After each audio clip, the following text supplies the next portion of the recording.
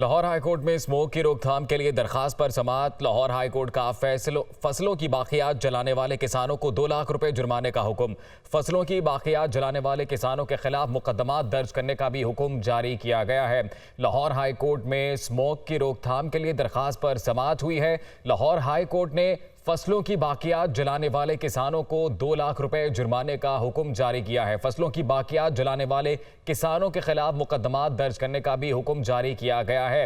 تو فضائی آلودگی سے متعلق اہم فیصلہ۔ لاہور ہائی کورٹ میں اسموک کی روک تھام کے حوالے سے درخواست پر سماعت ہوئی ہے۔ اہم فیصلہ سامنے آیا ہے کہ لاہور ہائی کورٹ نے فصلوں کی باقیات جلانے والے کسانوں کو 2 لاکھ روپے جرمانے کا حکم جاری کیا ہے۔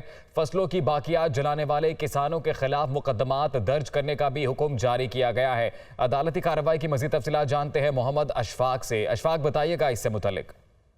جی بالکل، لاہور ہائی کورٹ کے جسٹس شاہد کریم نے اسموک کی روک تھام سے متعلق درخواست پر سماعت کی۔ عدالت نے فصلوں کی باقیات جلانے والے کسانوں کو 2 لاکھ روپے جرمانہ کرنے کا حکم دے دیا اور یہ بھی کہا کہ فصلوں کی باقیات جلانے والے کسانوں کے خلاف مقدمات درج کیے جائیں۔ عدالتی حکم پر 4 اضلاع کے ڈی سی عدالت میں پیش ہوئے اور اس موقع پر عدالت کو یہ بتایا گیا کہ گوگل میپ کی جو رپورٹ ہے وہ عدالت میں پیش کی گئی ہے اور اس میں عدالت نے یہ کہا کہ یہ رپورٹ آج ہی چیف سیکرٹری کے سامنے رکھی جائے اور چیف سیکرٹری کو بتایا جائے کہ یہ ہے آپ کے ڈپٹی کمشنر کی کارکردگی۔ عدالتی حکم پر ڈی سی اوکاڑا روستم پر پیش ہوئے اور اس موقع پر عدالت کو بتایا گیا کہ اوکاڑا میں فصلوں کو جلانے کے 153 واقعات ہوئے۔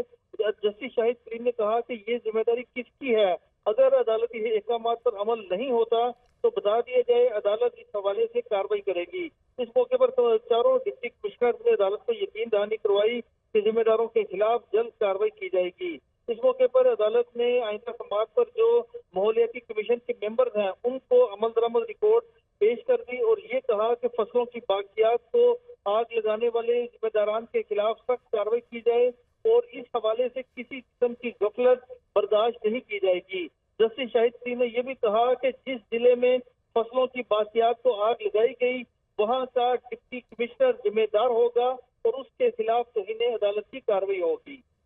جی بہت شکریہ آپ کا محمد اشفاق۔